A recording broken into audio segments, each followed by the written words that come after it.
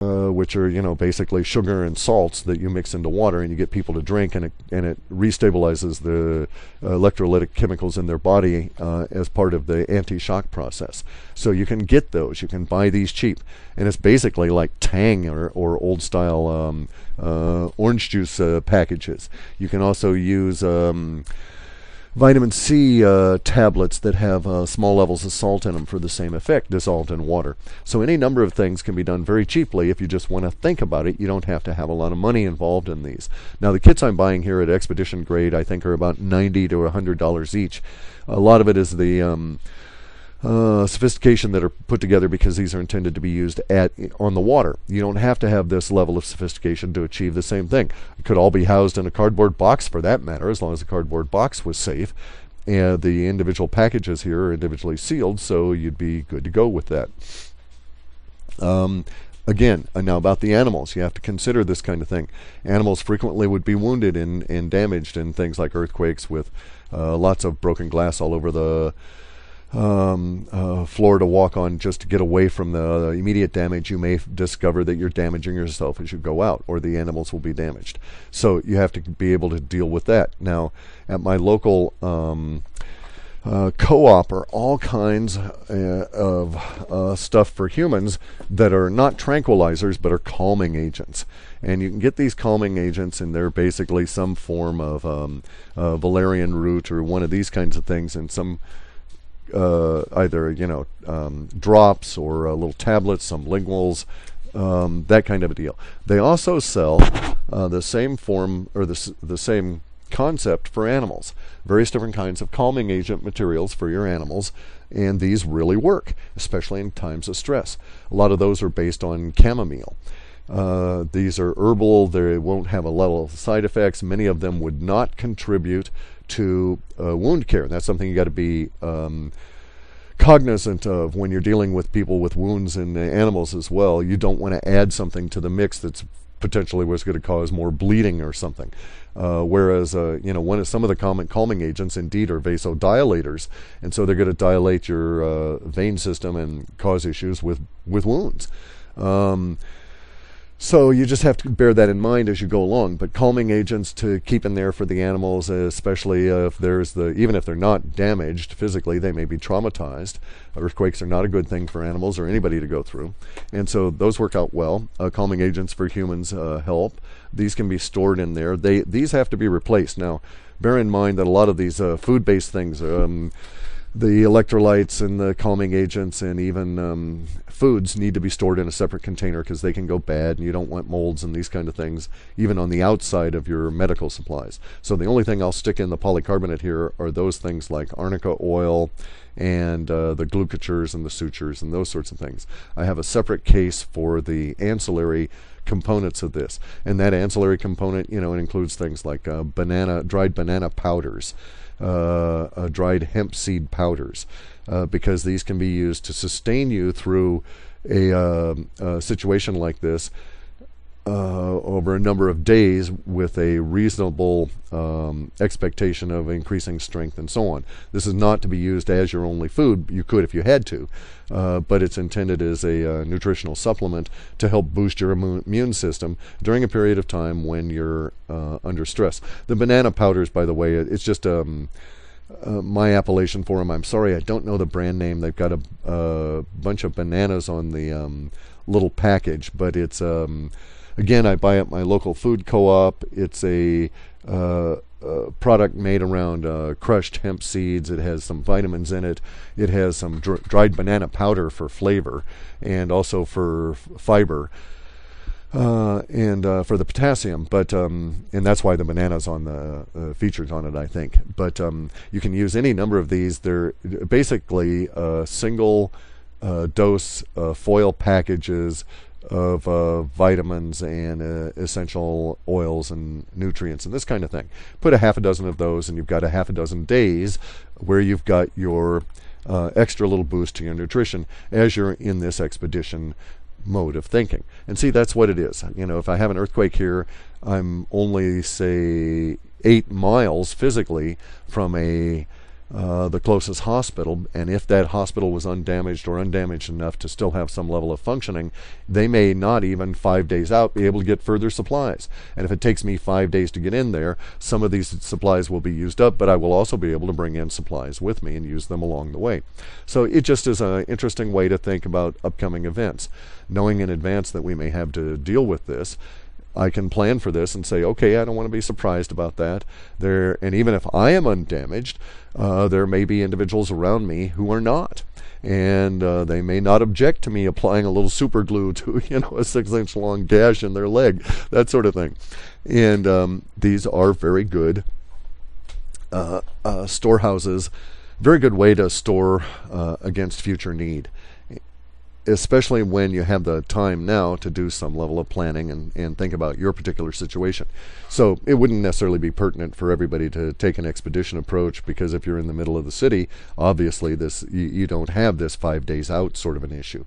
But I've got so many bridges between myself and any reasonable connection to greater humanity, and these bridges are not necessarily going to hold in a large earthquake, in which case much of the area becomes unpassable around here because of the huge number of ravines.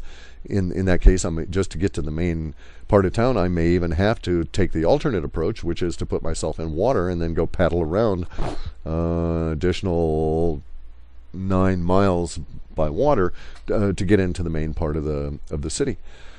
So some interesting thinking, especially with the confirmation of the meteors, the kind of damage that was seen there. I'm also preparing, especially with the potential for earthquakes here and the remote viewers seeing that we're going to go through earthquakes first, and major earthquakes. I'm preparing to deal with the gravity-based injuries as best you can in a private setting without sophisticated medical care. Bear in mind that the gravity-based injuries are different and difficult because they frequently will not present any external signs until a number of days, huge bruising. If you have internal bleeding, you might be a number of hours, you may have pain, but you don't really understand what's going on. There's also the issue of broken bones. So I'm dealing with the broken bone part by using some of that, acquiring some of the instant casting material and some of the little blow-up casts. Those are relatively cheap, and they last 7 to 8 months in terms of without having to really worry about whether or not they'll still work. The instant cast stuff in the cases where you just add water can be its own problem in some areas, but around here I have an expectation of always being able to get out water. And if you had to, you can get to a toilet tank to get water to make a cast. And also, by the way, in an emergency, the water in the back of the toilet tank, if you don't have any of those chemicals in it, is probably the easiest of water to treat to make a potable. And as by the way, that's another thing, is I include water treatment devices in my kits here. I have two different kinds. I have the little filters that are basically the small handheld Berkeys, and then I have an electrostatic ultraviolet light discharge device that will sterilize and kill bacteria in case I have to use basically wild surface sources of water for myself or for the animals. Now, we have lots of rainwater around here, so I have things like, the rainwater catchment cloths and all of that. And I also have the little mylar blankets, the little space blankets. All of these things can be acquired locally. They can be put into a box. And if you got a need for them, it's right there. Even if you don't need them, you may find somebody near you that's going to need them. And it'll make your life a lot easier in treating these individuals if you'll have these around. And as I say, you may also find a situation where you have some reasonably sophisticated medical supplies, and you run into people that are reasonably sophisticated with medical skills and can put those supplies to use. The EMTs in the Mexico earthquake were lamenting that they could have done so much more if they'd had equipment. And of course, you don't take all your EMT equipment with you, your big truck, when you go on vacation. So it was a real learning experience I recall that conversation to this day. That was, I think, is that 91? I can't remember if that was the 91 earthquake or the 93 earthquake. Or 93 or 90. I went through two very large earthquakes in Mexico City as a consultant in the early 90s, and I'm sorry, I just don't remember which one was the more deadly. But those guys were I still remember that conversation because of what they went through, and how they were able to be useful, but then the limitations that they were just lamenting for hours on that plane ride back. And basically that's the whole point of the Wujo here is you can get at all of this stuff. The expedition kits I buy are coming from nomadicresearchlabs.com. Now these are just a couple of guys, very sophisticated, well, not a couple of guys, it's a guy and his wife. They live on a boat, sailing vessel, Nomadness, I think. And so this is Nomadic Research Labs, NOMADIC Research Labs, all is one word, .com. And I get the Expedition medical chest. It's reasonably small, nicely handheld. It is just packed with everything I'm going to need for dealing with the earthquakes here. I have one of these from an expedition from another firm a number of years back, and I'm going to use it as a secondary backup and stash it out in a garage in case my house is totally destroyed. And I find it's less well packed. It's much more of a commercial thing. These guys go to some real care in doing it. The fellow who does this is quite an interesting guy. You may know him from his microship days, if you want to look up microship. An interesting little expedition kind of a thing there too. And he rode all around the continent on a solar powered bicycle. So he's really into expeditions, and you know, he's like I am. He's been through this stuff. He's got a good kit here, and I use it as the base for the expansion towards the way in which I go. Now, one other thing, noise. In a situation of an earthquake, there's a if you were trapped, there are many different reasons to have one of these noisemakers. And so I will buy, I've got lying around here, because I'm a small boat guy, I've got these really powerful whistles. They're the most powerful whistle in the world. They're orange, they're that safety orange.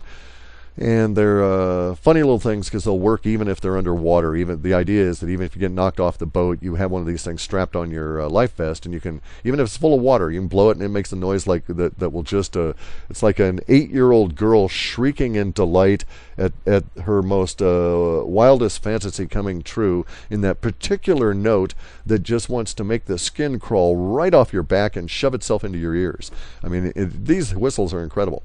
Another thing I will include into these boxes are air horns and extra cans.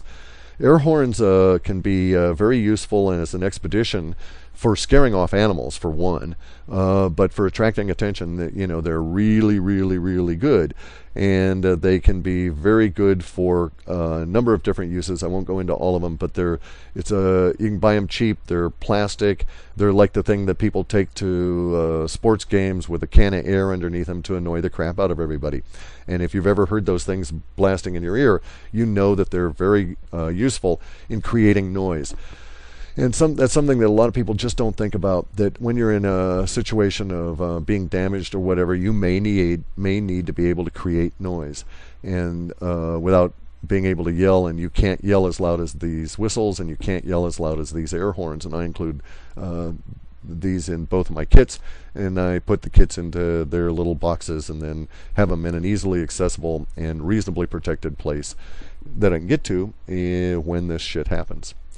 So that's it for today for this particular Wujo. Again, just to note that Courtney Brown and I had this discussion, and I misstated his position. He's really cool with he's a nice guy, and he was really cool with my bringing up the various different issues involved with the academic view and the pressures that he's under. And I understand completely. I mean, it's a hell of a planet, and we've all been through some really nasty crap, as he has. And it's never as people understand it. It's never as it's portrayed. So his statement is perfectly sound. The meteor stuff has happened. He's right. Some of that stuff has indeed been met.